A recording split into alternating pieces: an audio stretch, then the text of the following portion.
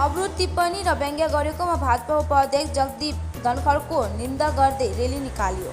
भाजपाको सिलगढी सङ्गठन नामक जिल्ला समितिले उपाध्यक्ष जगदीप धनखडकरमाथि तृणमूल नेताले गरेको अवरोध टिप्पणी र त्यसलाई लिएर सिलगढीमा निन्दा रेली निकाल्यो। यो धिक्कार रेली सिलगढीको हाँस्नी चौकबाट सुरु भएको हो, जुन सिलगढीको हिलकाट रोडको परिक्रमा गरी हाँस्नी चौकमा समाप्त भयो। यस दिन तृणमूल सांसद कल्याण ब्यानर्जी विरुद्ध जुलुस मार्फत आक्रोश व्यक्त गरेको थियो। এই যে আজকে পথে মানে আইএনডিআই যে জোটের এগেন্স্টে যে অভিযোগগুলো, কি অভিযোগ? আপনারা জানেন যে দেশ জুড়ে একটা বিরোধী শক্তিরা ইন্ডি জোট নামক একটা পিণ্ডি গঠন করেছে।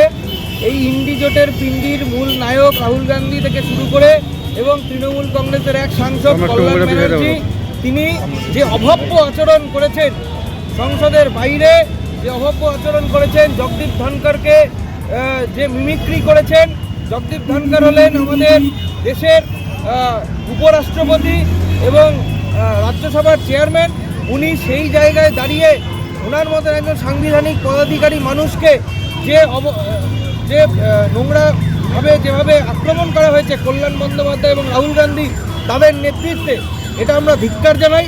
আর সেই ধিক্কার জানিয়ে আজকে শিলিগুড়ি ভেনাসপট থেকে ভারতীয় জনতা যুব মোর্চার পক্ষ থেকে আজকে একটা বিক্ষোভ র্যালি আমরা করতে চলেছি এবং সেখানতে আমরা সবাই সমবেত হয়েছি। ঠিক আছে।